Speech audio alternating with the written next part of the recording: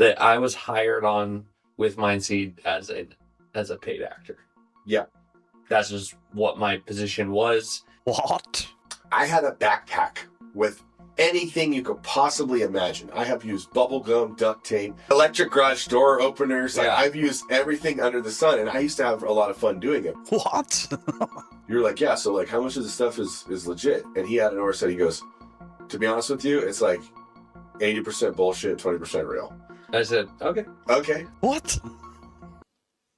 Beaters, widows, boils and ghouls, how are you all doing? For years, Mindseed were presenting spectacular paranormal footage, and early days when I started to get back to the paranormal, I was like, these guys are incredible. Look at everything they're capturing all the time.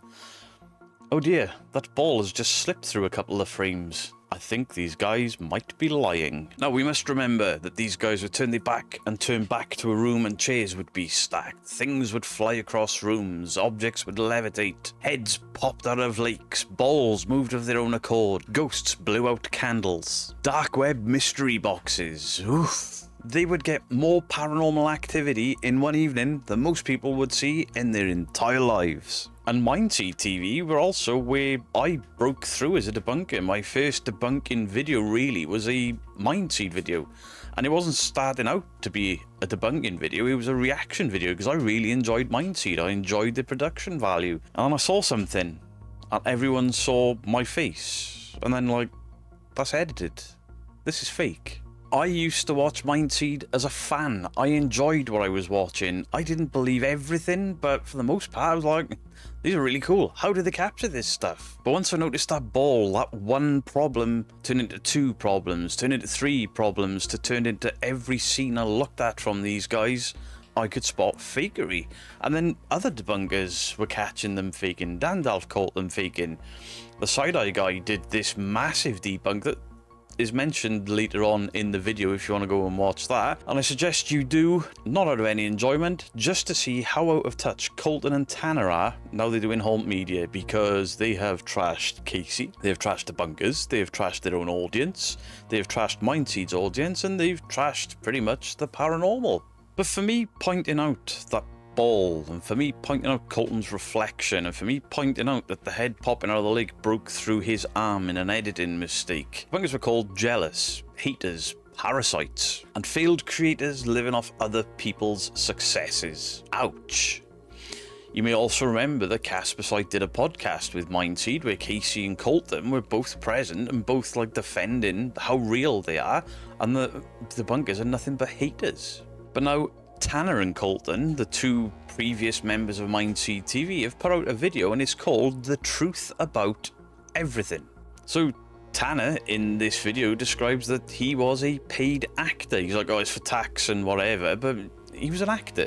And Colton says he was basically a producer. He carried a backpack full of gear in order for him to pull shenanigans, whether it was with bubblegum, tape, garage door openers, etc.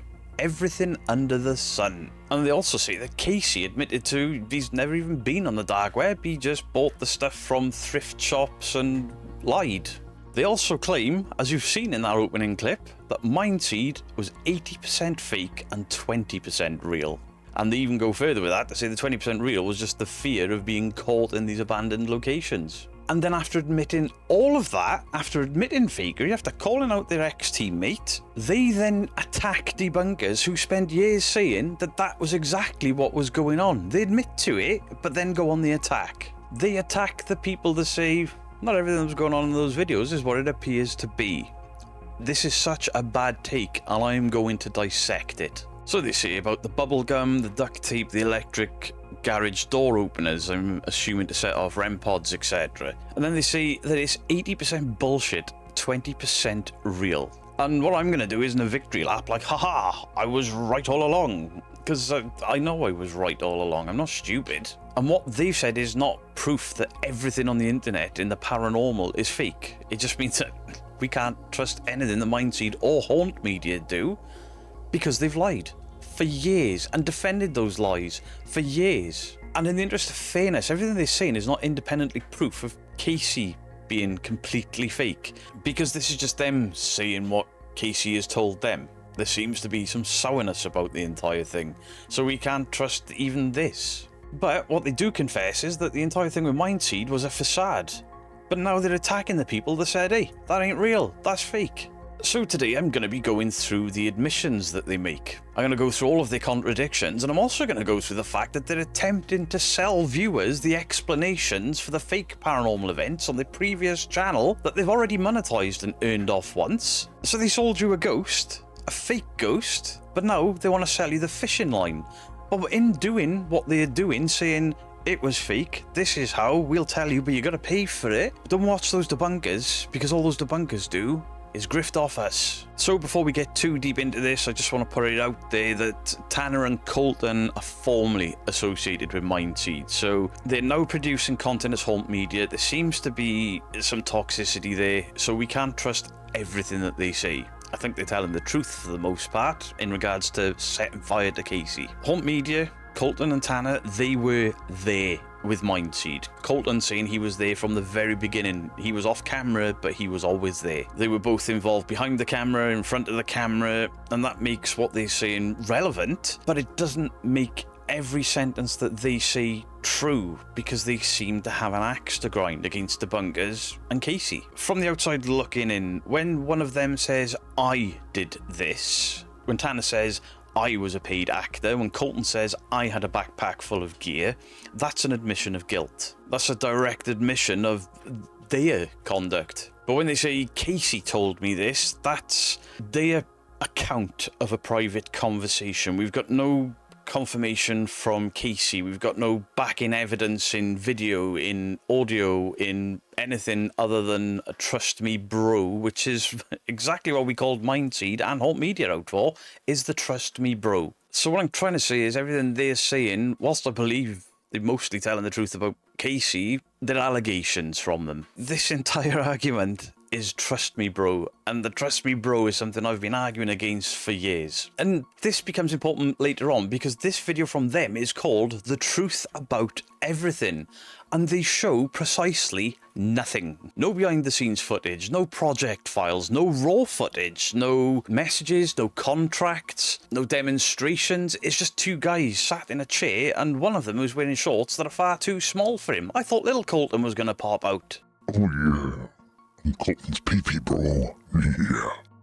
They provided no list of like what they think was real, what they know was fake, which scenes in particular, but they hinted to why they're not telling you that by monetizing it later on, which is scummy as fuck.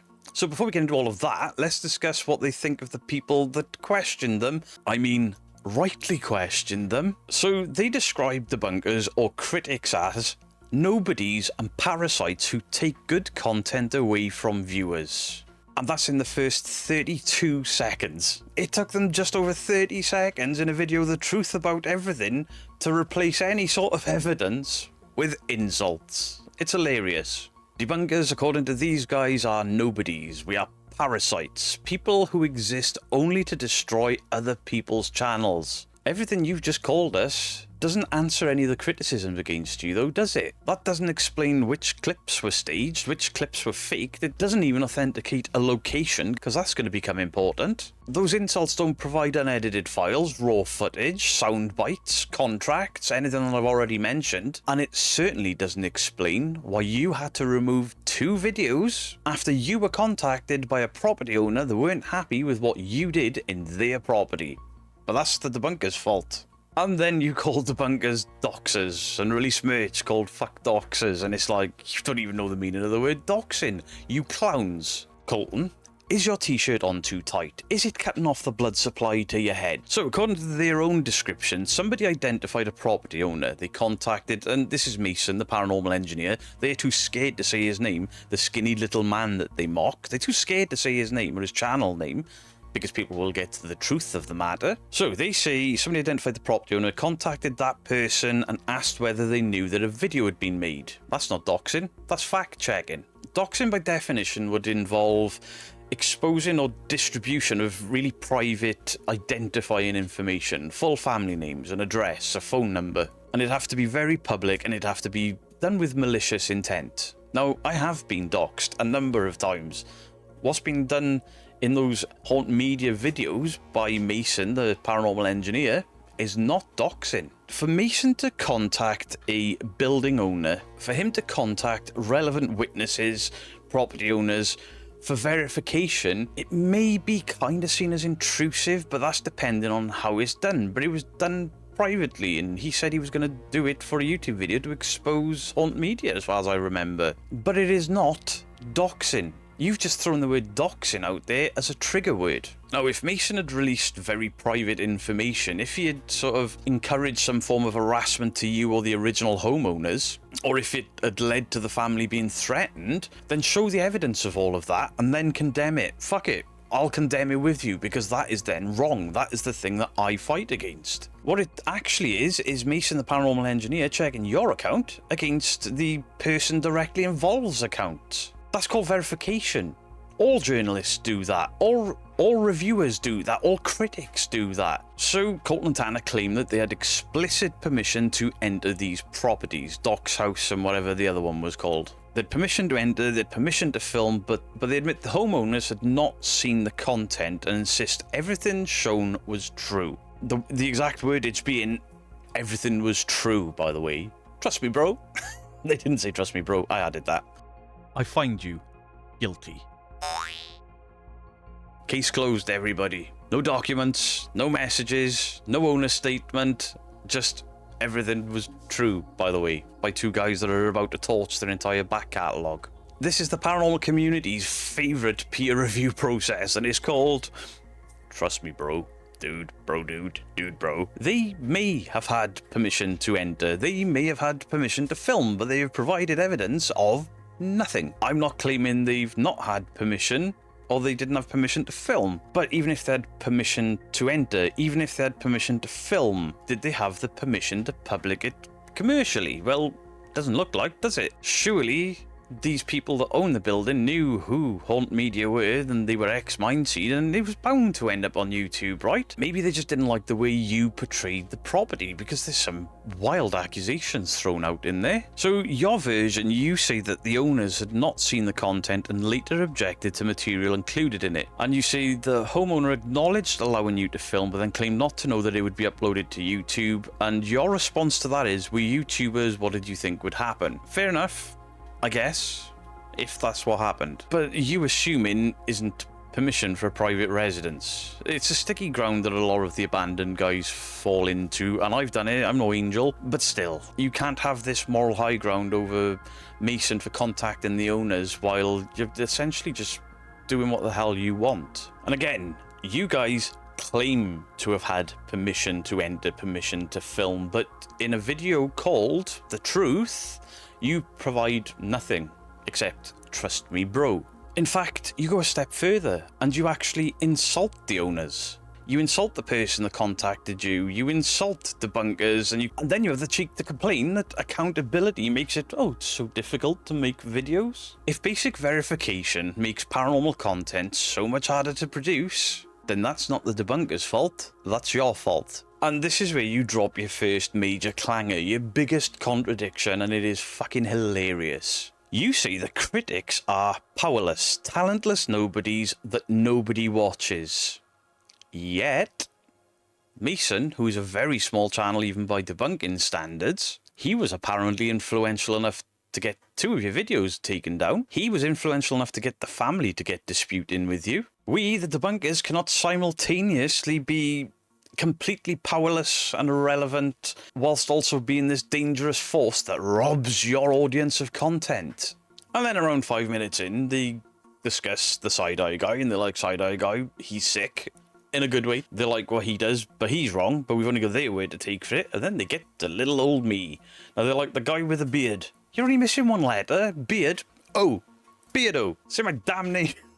Why are people so terrified of using our full names? It's fucking weird. So they don't outright name me, but they're like, the guy with the beard did the ball video. It's clearly me that they're talking about. And they describe me as somebody that initially watched Mindseed videos, then noticed a problem with the ball rolling, continued producing debunks. And yeah, I enjoyed Mindseed. It's still all over my channel.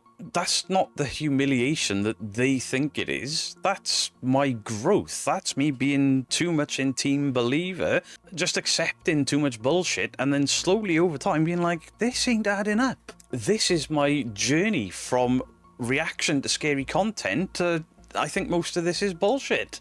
It's my journey from believer to skeptic. It's my journey from reaction to debunker. So I saw some videos from Mindseed that I thought were quite convincing.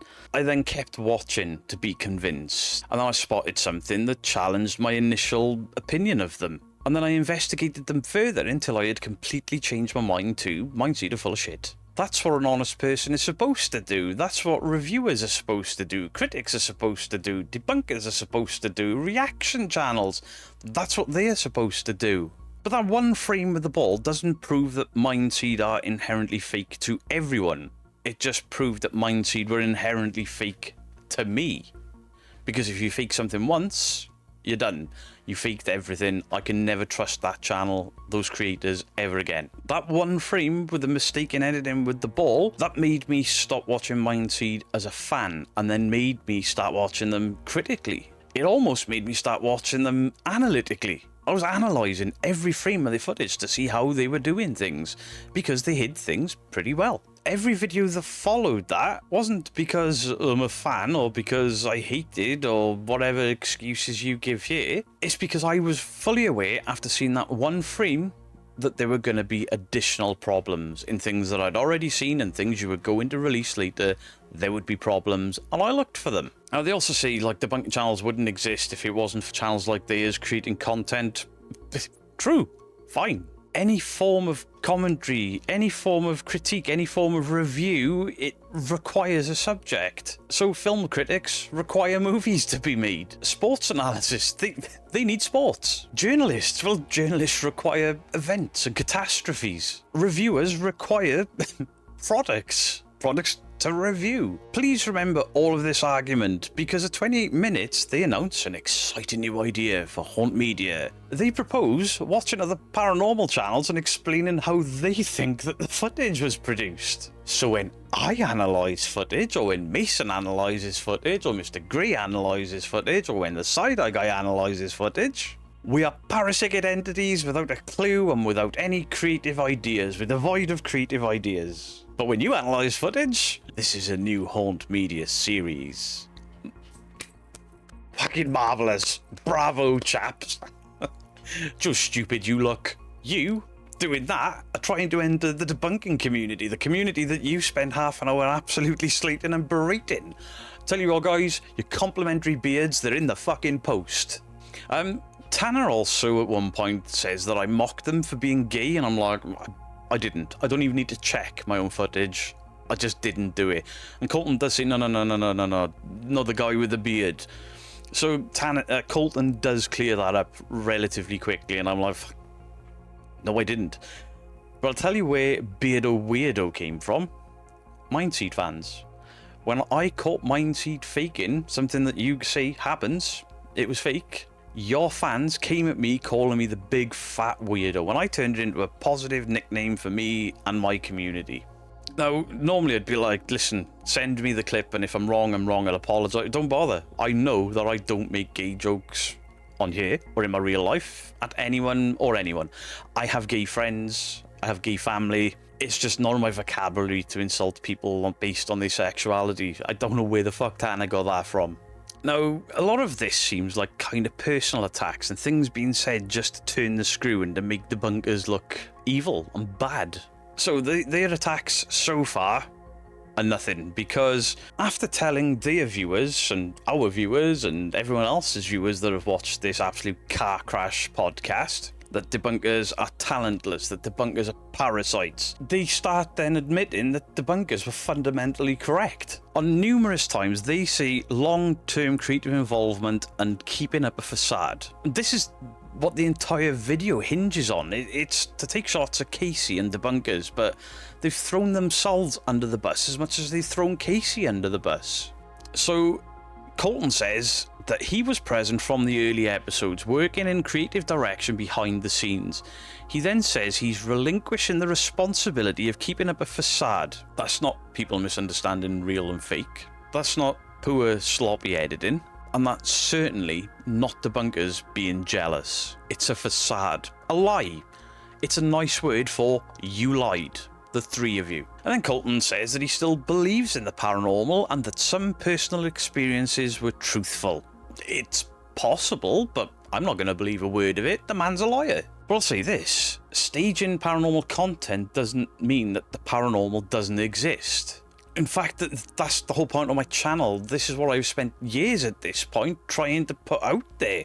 That I think the paranormal is real, but 90% of YouTube is full of shit. I don't debunk the paranormal by finding manufactured evidence. I remove manufactured evidence. I remove bullshit claims so that if unexplained material comes forward, it actually has the chance of being taken seriously. Something that Mindseed, and in turn you guys at Home Media, have made more difficult. Well done. And then we move on to the dark web mystery box. So this is about 10 minutes in. According to Colton, he asked Casey for advice about accessing a dark web marketplace because Casey produced the biggest video Mindseed ever did, the dark web mystery box video. And he says that Casey responded by admitting, right, I'll use his word in here, that he never actually been on the dark web. He created the on-screen marketplace prompts himself, purchased the objects from Goodwill, and placed them inside the box. Holy shit. If that account is accurate, I think it is, but this is a liar telling us with no proof. If his account there is accurate, and I think it is, but we can't take his word for it because he's a liar, then that box isn't a box of paranormal evidence with a bit of fakery. The entire thing has to be taken off. We can dismiss all of it. The entire origin story from beginning to end of the biggest thing on Mindseed TV was produced. It was a production. It was a story masquerading as the real, defended as the real. So according to Colton, the marketplace that this box was bought was manufactured by Casey. The objects are allegedly sourced locally, thrift stores. The box was assembled by the creator, Casey, and then the viewers, who were Mindseed fans, they were encouraged to watch this as a legitimate experience to discover something that genuinely arrived from the dark web. But, and this is important, with Colton and Tanner clearly telling porky pies here and there, this doesn't independently prove that that's exactly what happened. I tend to believe it. This could be two bitter ex-employees just firing shots at Casey. Because all we're hearing is a bitter ex-employee recount or retell tales from years prior. They show no messages, they show no graphic files, they show no receipts from Goodwill or pound shops or thrift stores or anything. They show no project timeline, editing timeline. They show nothing like no behind the scenes little looks in. This is a massive allegation, a huge allegation from somebody who says he was closely involved in something that we can't prove he was because he was not on camera at this point. This is not evidence, this is hearsay. This is the same standard that they hate debunkers applying to them. And it's that standard that I'm applying now. I want you to go and watch the original video, and I want you to watch what happens after they make this allegation. They suddenly start praising Casey. And they're like, Casey's like this incredibly creative editor. And they say that the videos have entertained millions. I've never disputed the talent. I was always like Team Mindseed in regards to storytelling, production, sound design. It was fantastic. Until the actual investigation where it's just Casey going, hello, waving a phone about. Some of the best horror stories and horror movies on the planet, guess what? They require extraordinary talent. But the problem is when fiction borrows from authenticity. This is why the Warrens are being so heavily blasted right now on the internet. Because the movies are making them out to be saints, and they were not. The same applies to you, Pay. Imagine that a documentary was to come out and say that it's all real, and then that documentary turns out to borrow heavily from fiction. The maintaining it was real, or in the case of the movies, based on a real story, that allows fans to fight critics. Because fans that don't look any deeper, they look surface deep, are going to be like, but the evidence is real, it says so, they showed us so. And that brings us to the paid actor section. Now, Tanner is not the only paid actor ever to have appeared in a Mindseed video. Go and check out the Side Eye Guy, because he busted two people that were in fact paid actors used as these haunted homeowners. Seg busted them with research. So about 11 minutes and 50 seconds in, Tanner says on camera that he had no paranormal experience when he was first brought into Mindseed. That's not scandalous, that's absolutely fine. You don't have to have had paranormal experiences to be a paranormal investigator. You don't need decades of experience in the paranormal field to go out and look for it. And then around 15 minutes in, he explains his actual role in which he was employed, and he says he's a paid actor. Now, an actor could just be like the broad term for the administration of Mindseed as a company, or for the tax payments or something. I don't know how it works in America. On its own, that doesn't prove that every reaction and everything ever done by Mindseed was scripted or fabricated. But then when Colton chirps in with a backpack containing anything they might need: bubblegum, duct tape, electric garage door openers, and then in his own words, he says that he used everything under the sun. That's no longer an ex-teammate saying the wool has been pulled over my eyes, I didn't really know what was going on, I discovered later Casey had fooled me and he'd fooled us all.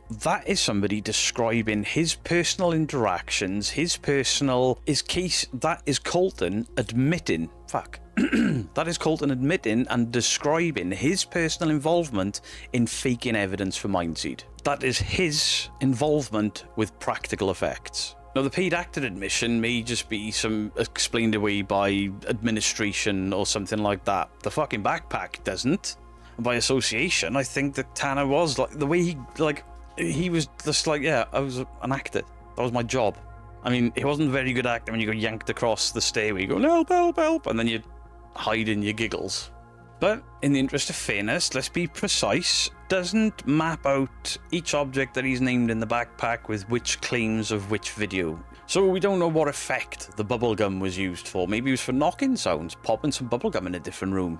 Never even thought of that before. We don't know what they used duct tape on. We don't know what they used the garage door openers on, but I'm assuming it's REM pods and K2s, etc. But he does openly admit to using those materials to stage content or create or produce content for Mindseed. And then we get one of the most important quotes from this video, and this quote is going to haunt Tanner, Casey, and Colton for the rest of their time on YouTube. And that is that Casey apparently described the material as 80% bullshit and 20% real.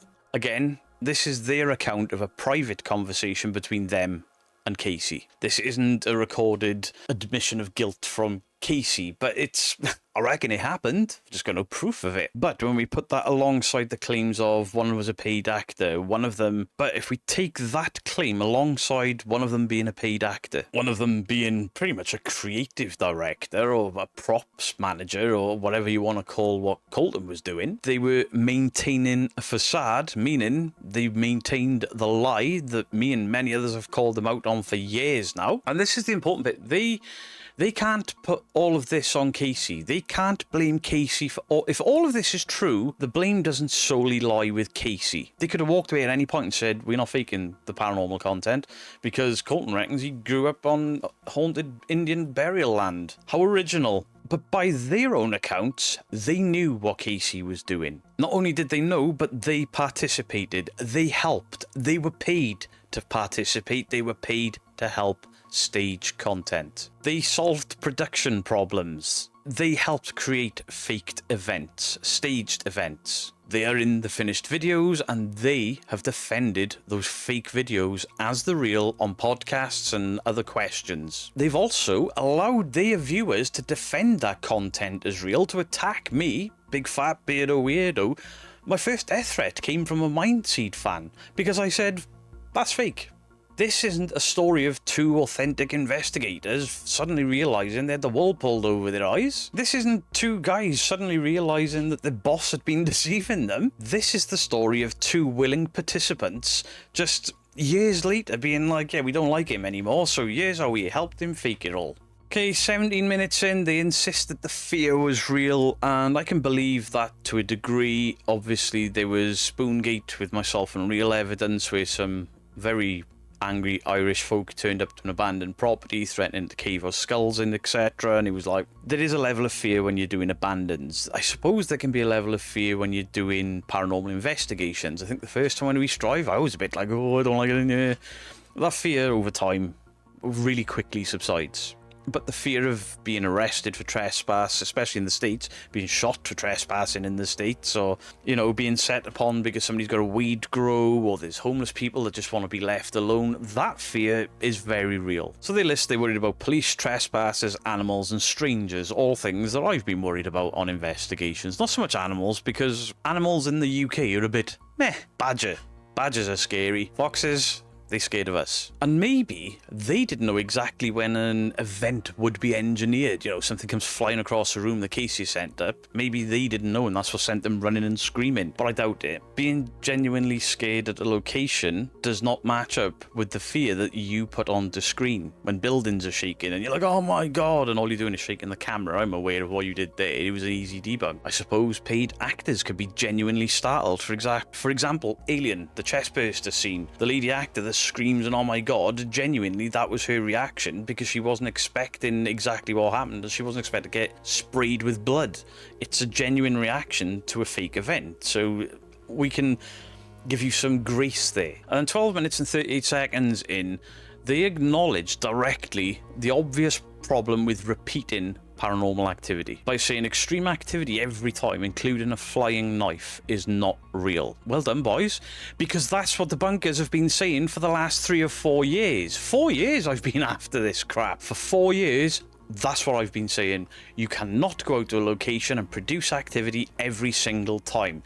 You guys did, and maintained that it was real. All 3 of you. To go a step further, this is what every debunker has been saying for as long as they've been aware of your channel. And you just admitted to it, but we're the bad guys. Not many of the debunkers are going to sit there and say that paranormal experiences are impossible. Some may say they don't believe the paranormal exists, but the experiences could be real due to personal beliefs and stuff. Debunkers are not saying that every witness is a liar or a faker. But what we were saying was, but a channel like Mindseed, who are capturing poltergeist activity week in, week out, episode after episode, doesn't mean that you should receive a less critical review. It doesn't mean we should lower our evidence standards for you guys merely because your videos are entertaining. You don't come out and say, this is a weekly horror episode across the Mindseed back catalogue, and then they defend it with, but the channel is listed as entertainment. So is this one. So are people telling you how to fit spark plugs to certain cars. So are everything on YouTube is entertainment. It is down to the channel themselves, not just to hide it in the entertainment bracket that only YouTube can see, or you through your analytics. It is up to you to inform your audience that what you're producing isn't inauthentic content, which is being demonetized at the moment by YouTube. It's with AI. They've started on certain reaction shows or people putting together loads of clips. I think the top 5 channels may start to feel the wrath of YouTube. Being in an entertainment category as opposed to a news category, because, well, where else are you going to put it? You're not travel and tourism, you're not news, you're not animation, and you're not comedy. Well, the only one left there is entertainment, and nobody can see those categories, really. You have to put that in text at the beginning of every episode. Mindseed TV for entertainment purposes only. These events are constructed as a weekly horror episodic show, much like Yasko did. They then compare what they do to professional wrestling and magic shows, and that excuse fails for one very, very particular reason. You know when you go into the magic show that you're being deceived. You know when you go to a wrestling show there's a wink wink nudge nudge. You know you're being deceived. They are not really hurting each other. Same as when you watch the Midwest Ghost Hunter. It's so ridiculous and so over the top and so badly acted that you know that's like a professional wrestling performance. Not what you guys were doing. Not when you were defending it on podcasts with massive creators. If I bought a ticket to go see Darren Brown, I know I'm getting the wool pulled over my eyes. It's a magician show, like going to see Penn and Teller or whoever. Whilst magicians protect the method, they don't give away exactly how things are done. Penn and Teller do. They don't tell you that it's supernatural powers like Uri Geller did. That's the camp you're sat in. Fake, like Uri Geller. You're not magicians, you're liars, in my humble opinion. When you watch professional wrestling, more so now than ever, because they have behind-the-scenes shows where people are hugging after matches backstage, and there's conversations about how the finish is going to go and how they're going to sneak people into buildings and out of buildings.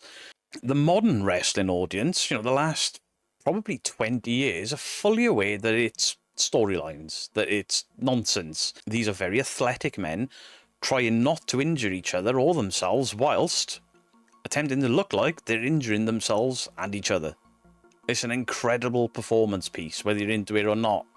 It's not what you guys are doing. You guys are lying. If your audience genuinely understood that Mindseed was all just weekly horror shows, then there's no need for debunkers to look into it. We could still look into it to see how you pulled off this horror stunt. If in your minds, like you're alluding to here, you knew that it was a weekly episodic horror, and you thought that your fans knew it was weekly episodic horror, then why were debunkers such a fucking threat to you? Why did you defend it? Why did you go on the Casperside podcast and lie to Ben? If, for example, I'm watching a horror movie and I'm like, oh, that's how they've done that trick. Look, I can see the fishing line. I haven't attacked the film's moral integrity. I've just worked out how the special effect was done. Debunking is only dangerous to creators like you and Mindseed and all of the others that debunkers go after and expose on a weekly basis.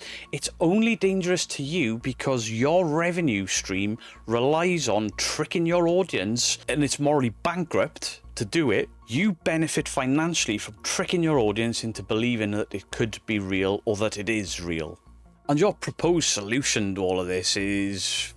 it shows how far out of touch you pair are with reality. 27 minutes in, you tell viewers that less produced, relaxed investigations should be accepted as the real deal. But if the video has dramatic music, if the video has cinematics and craziness, then the viewers should simply just enjoy it, don't question it. Where the hell do I start with this? Right, we'll start with production quality. Production quality is not a factual disclaimer. There are very real, very legitimate channels out there that capture nothing week after week, but cinematically, the drone shots, the B-roll, the score while they're telling stories or interviewing people is all cinema grade. Your audience shouldn't have to listen with a keen ear to see that, oh, there's a music crescendo. Oh, that music crescendo means that this is fake. Oh, wait, I just saw a shadow figure, but there was no bass drop. That means it's real, because Colton and Tanner told us that if there's no music, then it's real. Their disclosure for Haunt Media appears to read as, if the edit is quiet, trust us. If the soundtrack is great and really loud, don't ask questions. This is still trust me, bro. This is the same shit you've been doing as long as I've been aware of Mindseed. I also want to address the language aimed at debunkers, and I'm not exaggerating any of this. At 25 minutes and 10 seconds, Colton says that his weakest friend could beat up these critics. He then suggests that debunkers feel safe in these small towns or homes because nobody will find them. I let people show up at my house, you prick. It's not about feeling safe. It's not about feeling that we're going to be attacked. This whole, my smallest friend could take you out, that shit was left behind in primary school for me. Again, is your t-shirt too tight? The fuck are you on about? And it's kind of weird because the side-eye guy, he's a big dude. He's confronted people face to face. Me, I'm not exactly described as a small guy. Many people are aware of my past work experience and life experience. Why is it that you big muscly boys seem to go a little bit harder at the skinny dude Mason? I can't quite work that one out for myself. Could you elaborate for me? You call us pussies. You call us parasites. You call us cowards, content thieves, or allude to us being content thieves and all of that stuff. I'm not saying that this is a specific attack or a planned attack on a named person like Mason, but it seems to be some sort of intimidation measure. And it seems that by you trying to invoke some form of violent confrontation or physical confrontation, or suggesting that, your weakest friend is stronger or tougher than any of us, so you must be really, really scary. But none of what you've done there, aside from seemingly trying to intimidate Mason, myself, Seg, the others that you kind of name, it's still not evidence of anything, is it? It's still not a real explanation of anything. It's trying to incite some hate from your audience at us, but looking at the comments last night, your own audience were turning on you and you removed everything. I saw Mason comment on there. I saw Crew of Judas comment on there. I commented on there. Our fans commented on there. Your fans commented on there. And every negative comment was being removed in quick time. And we're pussies. Why? And you talk about personal safety and doxing, and you're like, oh yeah, you should respect people's personal safety. And then basically say that your smallest, weakest friend could beat any of us up. If you disagree with my work, the Cider Guy's work, Mason's work, or anyone else's work, show proof. Show the emails with the building owner, show the emails with Casey, show behind the scenes footage from Mindseed.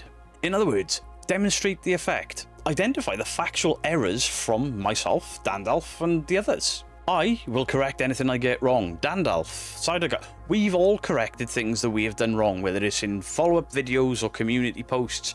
We right our wrongs. Prove us wrong on something, we'll happily share it. But to try and argue back with, but my mate can beat up you because my mate is bigger than you and he's the smallest mate that I've... Shut the fuck up. And then we're moving into the latter part of this video, the last sort of 4 or 5 minutes, and in a video entitled The Truth About Everything, that title becomes comedic in nature. They say that some of it was fake. They also say that some of the things that we said were fake weren't fake. Some of what people believed was real was not real. Certain debunkers, well, they came close, but they weren't quite right. So what they're saying is, everything ever produced by Mindseed, nobody, whether you're Team Believer, Team Skeptic, or in the middle, you're all wrong. Everybody is wrong about everything. That's their argument. Well, wonderful, because us debunkers, we can only work off the finished product. We can only work off the edited product. We work off what is applied to public consumption ourselves. Oh, I feel sick as fuck. We don't have the set. We don't have the props. We are not your camera operators. We don't have the raw files. We also don't have your backpack full of goodies. The purpose of a debunk isn't to tell which brand of tape you've used. It isn't to tell you which brand of fishing wire was used, because this is how loose you've left it. Like, we made mistakes because we may have got the string wrong or the tape wrong. Oh, my brain hurts. The whole thing with debunking is to remove the falseness from a claim. And what you've unwittingly done here is told us that, yeah, we correctly removed falseness from claims. So you don't understand the term debunking, the same as you don't understand the term doxing. You have completely screwed the pooch on this one, massively. If, for example, I say, oh, that's a fishing line there, and they've pulled that, and it wasn't, it was magician's thread on some form of motor that you set up with a battery and a switch, well, it still means that the clip was faked by some form of wire. Is that what the garage door clicker was for? A motor and a wire? Potentially, we all thought it was just somebody yanking. From your own words, what it does mean is I, Dandalf, the side-eye guy, Mythos, anybody that's ever covered your channel have been right. We have correctly identified engineered scenes that was passed off as real. You've proved us right. We just didn't quite get every aspect of the engineering right, and that... You're going to lord that up over us?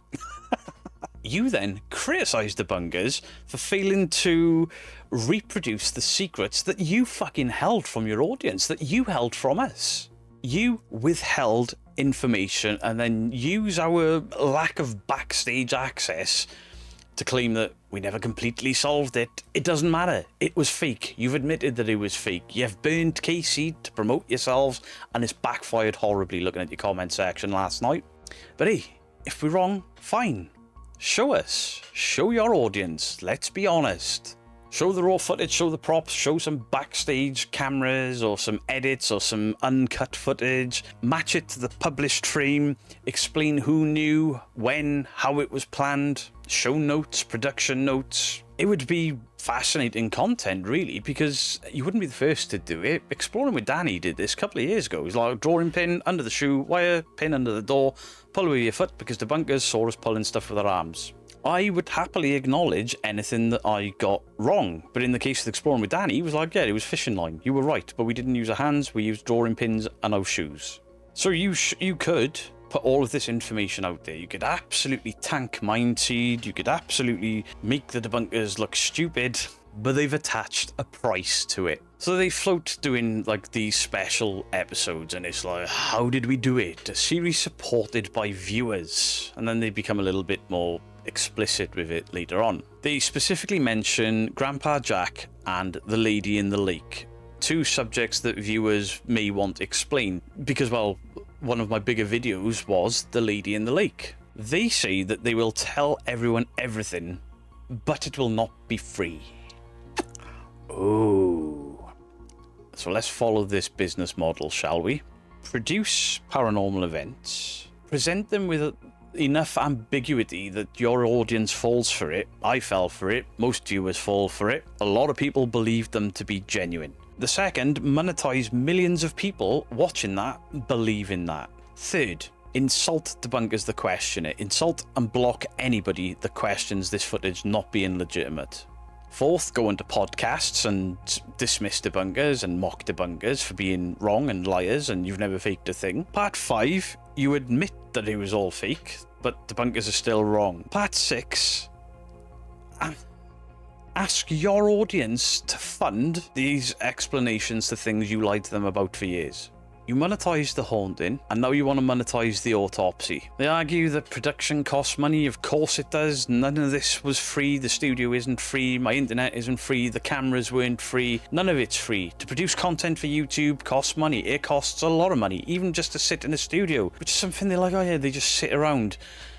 Out of all of the debunking channels, there's only 1 or 2 that don't actively go out and investigate, and those 1 or 2 have been out and investigated in the past. So you argue that production costs money. Flights, equipment, editing, locations are expensive, it's just you do a lot of abandons. Creators deserve to be paid for their work. Of course they do. All creators do, including debunkers. But you correcting your previous lies on your previous channel that you earned a killing off, that's not premium content for your next channel. You are charging people to finally come clean about years of lying to your audience, because the majority of your audience right now are probably Mindseed fans. If viewers believed that certain things were real, like the Lady in the Lake, because people argued with me I was wrong, it was 100% a ghost popping up out of the water. If people believed that, you have just told them that it was all bollocks.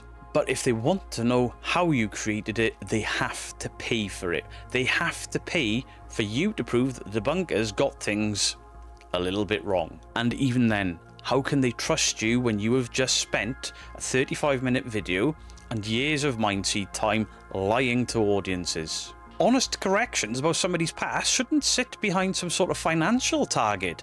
You can't have somebody come up and be like, oh yeah, I did these crimes back and so, pay me 10 grand and I'll admit to it. That's not how it works in the legal system. That shouldn't be how it works on YouTube. What you have done here is titled a video, The Truth About Everything, and all of these secrets are going to be behind a later paid event. That's not the truth about everything, is it? What you've actually done there isn't just do nothing but insult debunkers, call debunkers parasites and liars, and borderline threaten us, all to produce a trailer. A trailer for you can pay for the truth.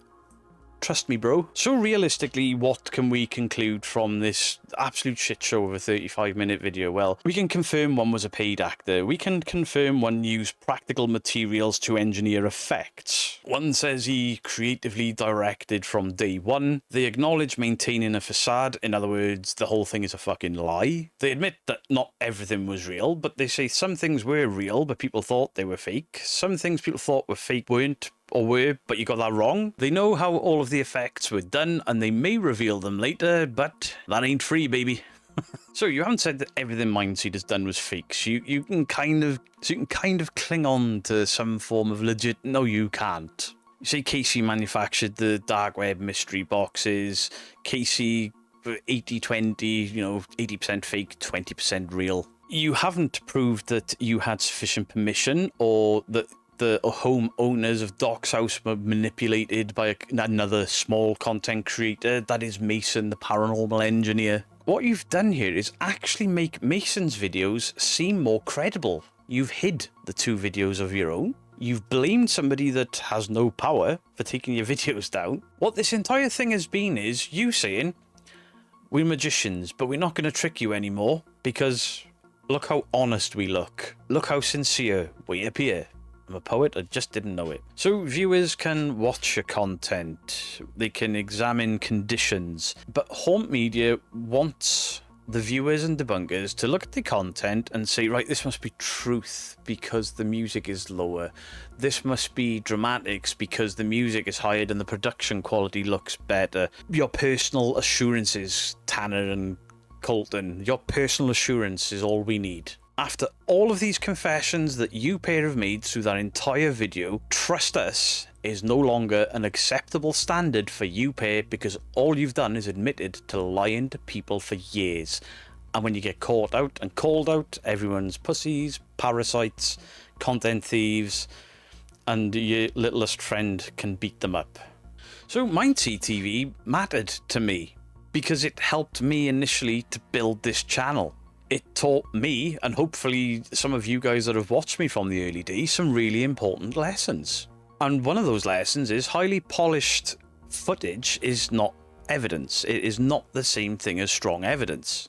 And it's taught us that genuine emotion is not the same thing as a profound paranormal experience. Emotion isn't proof of a ghost, so to speak. I've hopefully taught you that something unexplained, an unexplained event, isn't automatically then a supernatural event. Just because the viewer or the debunker can't see the exact mechanism doesn't mean we're wrong that it's staged, that it's faked.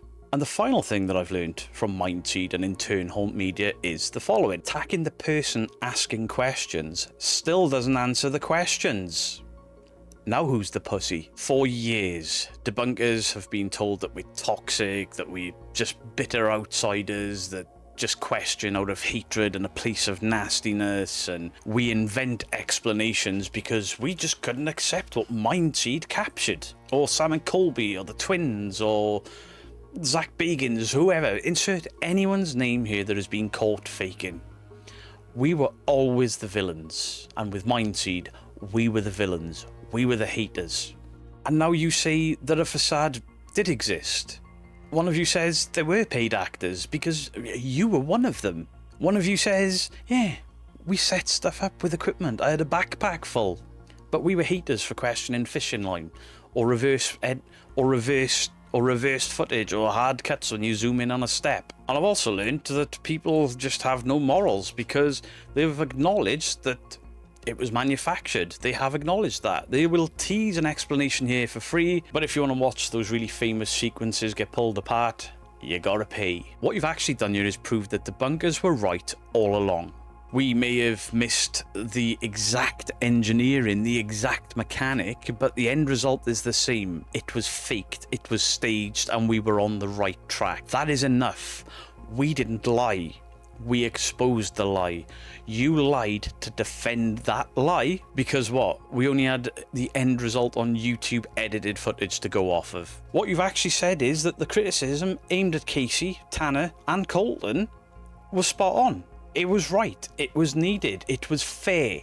But then you name call us and, oh, my friend's going to beat you up. And do you want to know what the most fucked up, astonishing part of all of this is? In their comment section, they're like, yeah, we faked this, yeah, we faked that, in a backpack full of stuff. Some guy was like, I fucking hate debunkers. That guy has just had somebody that he's held in high regard tell him, we've been lying to you for years, and he's gone, fuck them truth seekers, bro. I like Colton's muscles. Colton and Tanner, they're doing all this. Oh, the monkey's like, oh yeah, we got you. What do you think that guy's doing in your comment section? He is masturbating and using all over the pair of you for lying to him. And I'm the pathetic one. I'm the parasite. Holy shit. So, Mason, the paranormal engineer, he did not take away good content from your audience. He exposed bad content for what it really was, potentially. Because you've shown no proof to the contrary. The amount of undisclosed fabrication in your own footage and in Mindseed footage, that's what's undermined you. That's why you've had to pull those videos, because you've lied. If Haunt Media genuinely want a clean start, then the path is simple. For free, come clean about every trick you ever did with Mindseed and every trick you've done up until now, this point. And then go out and conduct your legitimate investigations. But you can't then be pissed when everyone is questioning you. Because the second your spirit box throws out a bit of pareidolia, you're going to be under the microscope more than you've ever been. Because you've admitted to lying to your audiences for years. If you did put out this footage, if you did show some behind-the-scenes stuff for free, I would watch the shit out of that. I'd like to see what I got right, what I got wrong, how I could learn to be a better debunker. I could learn from you guys again, because right now the only thing I'm learning is you can't be trusted. At all. If I got something explicitly wrong that I said was specifically done this way, I'll edit that, I'll course correct that, I'll admit to that. And that's the difference between investigations and fandom. I'm an investigator. You're just trying to build a fandom based off Mindseed, and then you've thrown Casey under the bus to do it. Pussies. So Mindseed's former members have basically admitted that they produced the ghosts in their previous show. Now they need to produce something far, far better, and they need to be far more brave, because what they need to produce now is receipts. So do please let me know what your thoughts are on the conversation down below. Please share this video out. I think it's an important one for the paranormal world at large, that creators that claim to be genuine have basically admitted to lying to people for years. You know, this is Mindseed with over 1 million subscribers. Let me know what you think of their admissions. Do you think them saying, but we label ourselves in the entertainment category, is that an excuse for years of lying to people? And should viewers then have to pay for having the wool pulled over their eyes to see the truth? If you do want the truth in the paranormal without having the wool pulled over your eyes, without being lied to, or 3 years later being spat in your face or threatened, then please subscribe to this channel, because I may get things wrong on accident, but at least I'm genuine. Much love to you all. Beardo out.